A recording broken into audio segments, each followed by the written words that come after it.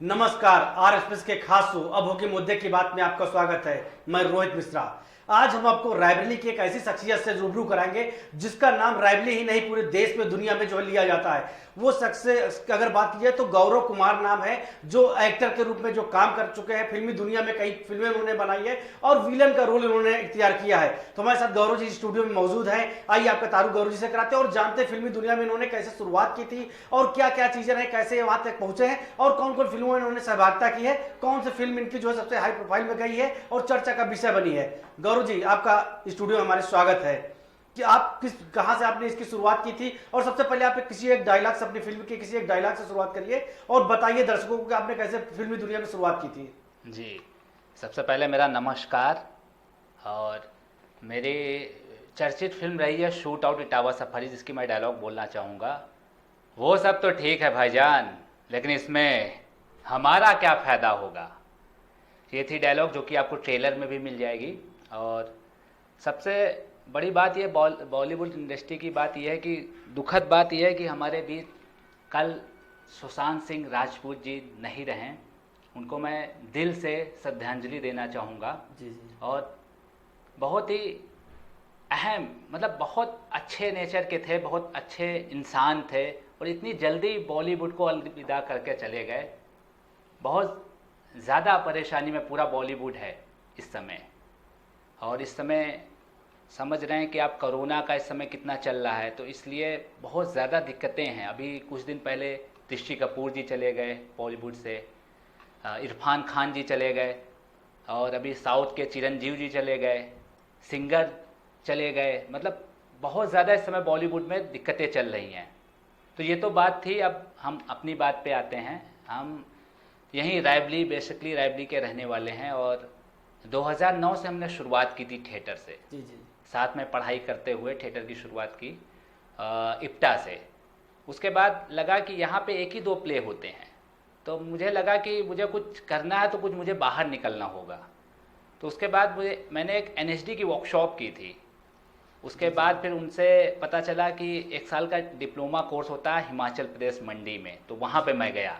घर वाले इस लाइन पे एग्री नहीं थे। एक्चुअली उनकी भी गलती नहीं है, क्योंकि वो इस लाइन से कोई जानता नहीं था। नहीं, इसकी कैसे आपके मन में आया कि फिल्म इंडस्ट्रीज में जाएंगे और आज जो कद आपने हासिल कर लिया है वहां तक कैसे वो सफर बीच का क्या रहा है वहां तक पहुंचने के लिए, क्योंकि बहुत लोगों को काफी दिक्कतें आती हैं। और आप सबसे बड़ी बात, आप रायबरेली के एक ऐसे सितारे हैं जिसका नाम इस पे लिया था, फिल्म इंडस्ट्रीज में इसका नाम लिया था, क्योंकि आपने जो फिल्में बनाई उस पर हमेशा आपने विलन का रोल इख्तियार किया। तो क्या आपकी मंशा रही है विलन बनने की? जी, बचपन से ही कुछ अलग करने का सपना रहा था मेरा। जैसे मेरे दोस्त यार कहते थे मैं डॉक्टर बनूंगा, मैं पुलिस बनूंगा, मैं इंजीनियर बनूंगा। तो मैंने सोचा कि कुछ अलग करते हैं, तो मैं ऐसी लाइन चुनूं कि जिसमें मैं सब रोल कर सकूं। अभी आज तक मैंने पुलिस का भी रोल कर चुका हूं, विलन का, नेता का, मतलब बहुत से रोल किए मैंने।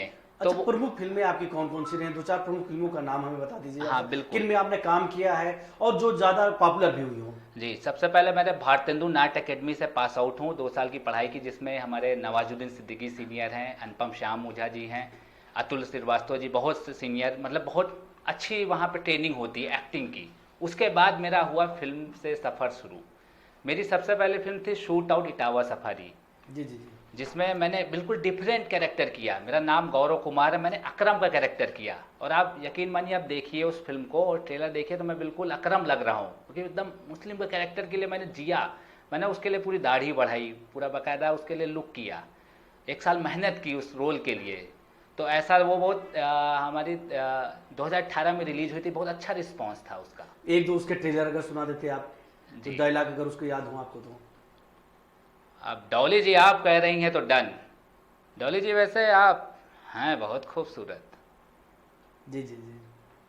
ये डायलॉग थी उसकी। और बहुत ज़्यादा वो अच्छी रिस्पॉन्स हुआ। यहाँ तक अक्टूबर फिल्म उसके साथ रिलीज हुई थी, वरुण धवल जी की। अक्टूबर फिल्म को भी उसको पीछा छोड़ दिया था कहीं कहीं जगह पे। तो ऐसा था। दो फिल्में आपकी भी और रिलीज होने वाली हैं जो लॉकडाउन की वजह से शायद रुकी हुई हैं। वो जी। फिल्मों का नाम क्या है और क्या उस पर क्या अहम है जो दर्शकों को देखना चाहिए उन फिल्मों को? जी, जैसे कि झुमकी फिल्म अभी हमारे आने वाली है, जिसमें हमने अनुपम श्याम, जो सज्जन सिंह के नाम से बहुत ही प्रसिद्ध हैं, वो हमारे पिताजी बने हुए हैं। और उसमें मैं मेन विलन का कैरेक्टर कर रहा हूँ। उसमें उसमें सबसे बड़ी बात यह है कि रेप के ऊपर है पूरी कहानी। जी जी। तो रेप के ऊपर है, एक इंसान कैसे बिगड़ जाता है बच्चा, मतलब इकलौता लड़का हूँ उसमें, 50 लाख रुपए रोज खर्च कर रहा हूँ, मतलब पिताजी कह रहे हैं जाओ खर्च करो, ध्यान नहीं दे रहे कहाँ पे खर्च हो रहा है, तो वैसे वो बर्बाद हो जाता है। जी जी जी। तो उस पे कहानी है, और महिला प्रधान कहानी, महिला के साथ कितना गलत होता है वो सब चीज़ दिखाया गया। महिला खुद बाद में बदला लेती है, किस तरह बदला लेती है अगर रेप करने वाला देखेगा तो उसके रोंगटे खड़े हो जाएंगे। उसके बाद अभी हमारी आ रही श्रीनगर।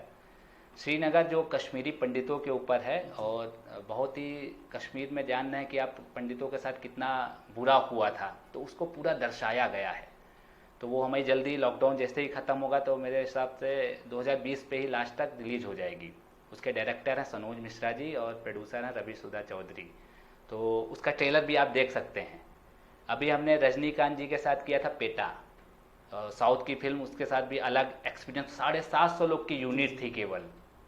तो उसमें नवाजुद्दीन सिद्दीकी थे, विजय सेतुपुरी जी तो साउथ के जो सलमान खान कहे जाते हैं वो थे। बहुत अच्छा एक्सपीरियंस था। रजनीकांत जी के बारे में एक शब्द जरूर कहूँगा कि बहुत अच्छे इंसान, वो आज भगवान क्यों माने जाते हैं, मैंने देखा उनको, वो आज भी इतने बड़े स्टार होने के बाद भी सबसे बात करते हैं, उनसे मैंने बहुत कुछ सीखा।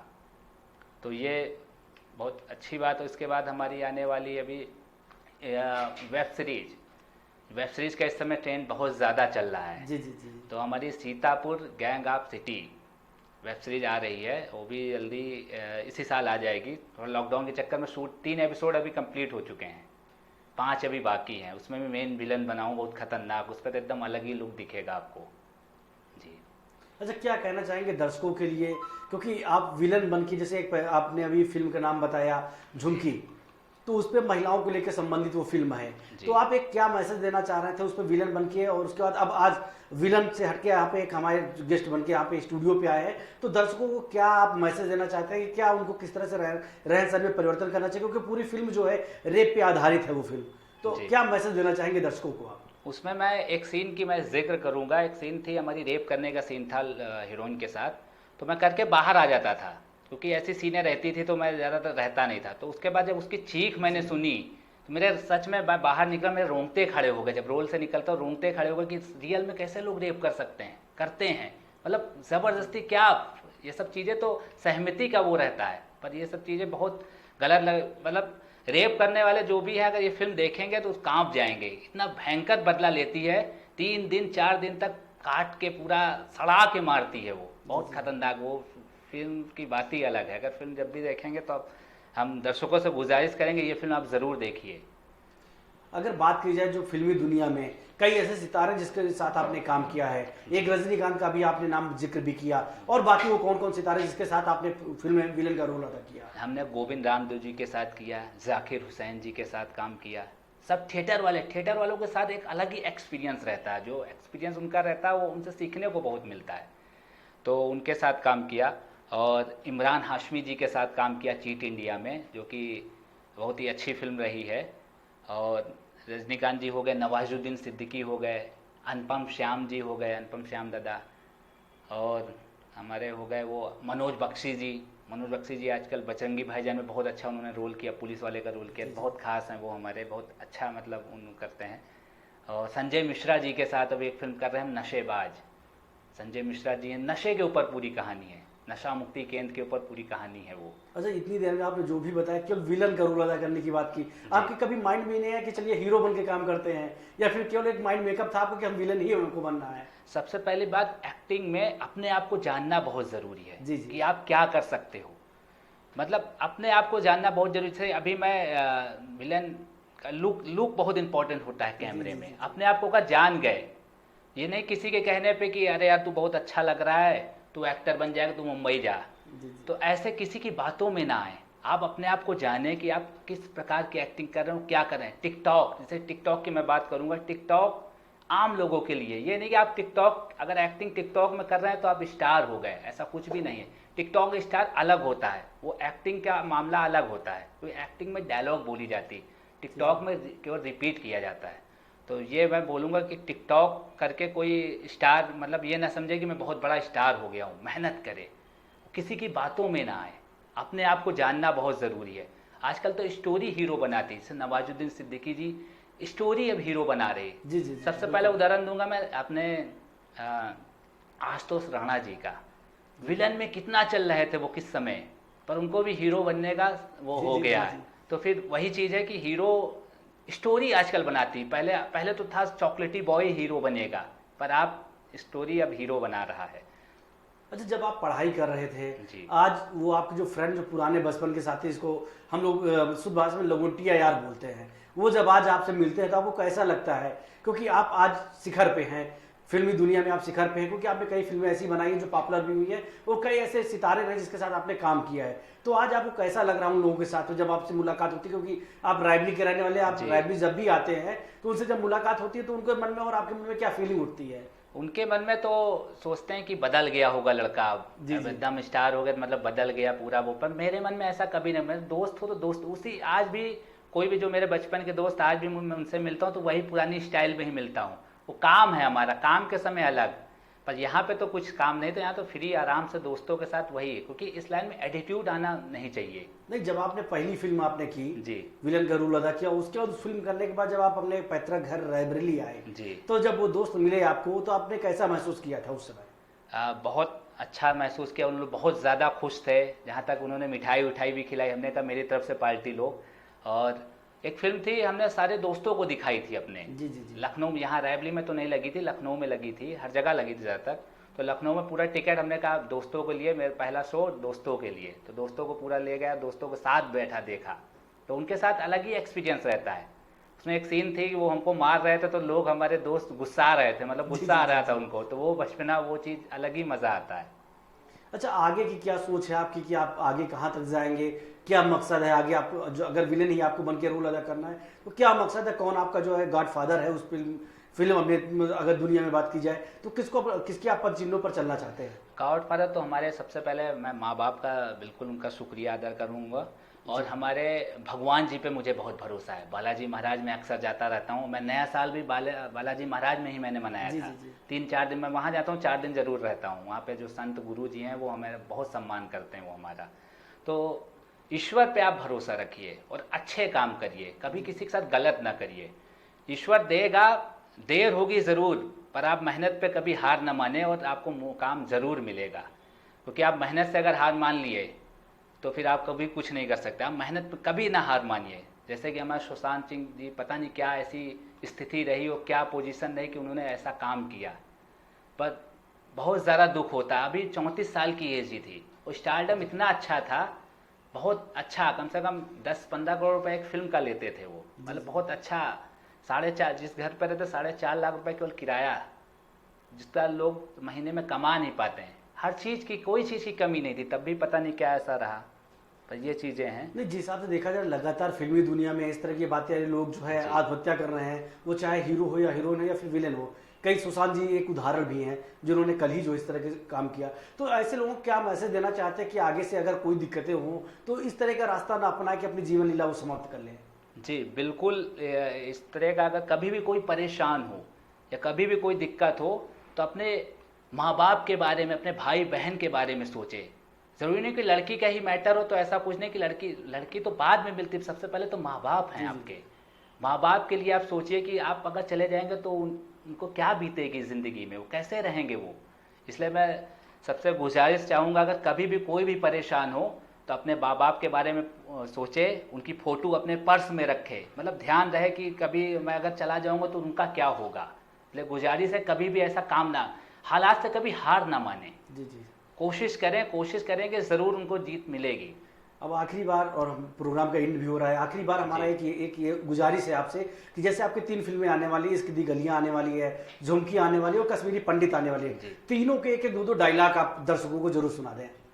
जी, पहले तो मैं उसकी डायलॉग बताता हूँ श्रीनगर की।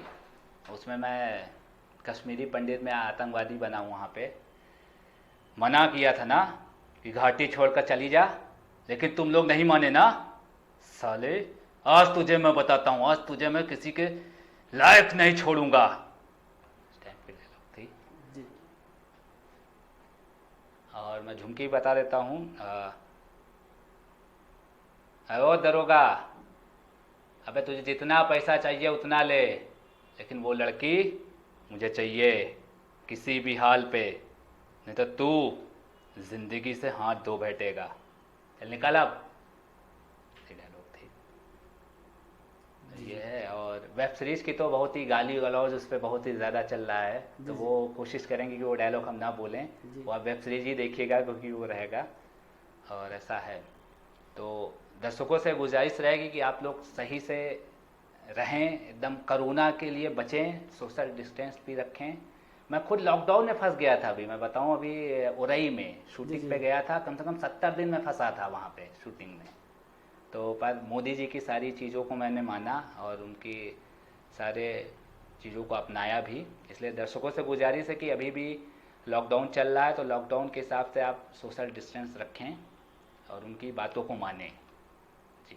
ये हमारे साथ गौरव जी मौजूद थे, जिन्होंने कई चीजें आपको बताई, कई डायलॉग अपने फिल्म के सुनाए। और सबसे बड़ी बात है कि रायबरेली के एक सितारा, इनको हम एक सितारा कहेंगे क्योंकि जिस हिसाब से फिल्मी दुनिया में इन्होंने एक अपना नाम, एक अहम जो अपना मुकाम हासिल किया है, तो हम भी जो है इनके उज्जवल भविष्य की कामना करते हैं। और इस स्टूडियो से ये भी सवाल करते हैं कि जिस हिसाब से इन्होंने जो अपील दर्शकों से की है कि किस तरह से उनको रहना चाहिए, क्योंकि जो हिसाब से उनकी फिल्म जो उन्होंने बताई, झुमकी में पूरा जो है उसका सीन जो है रेप पे था, आधारित था, लेकिन उन्हें बाद में दर्शकों से गुजारिश भी की है कि इससे हट के जो है दुनिया होती है उस पर आप लोगों को विचार करना चाहिए। तो कहीं ना कहीं गौरव जी की जो बातों पे दर्शकों को अमल भी करना चाहिए। नमस्कार।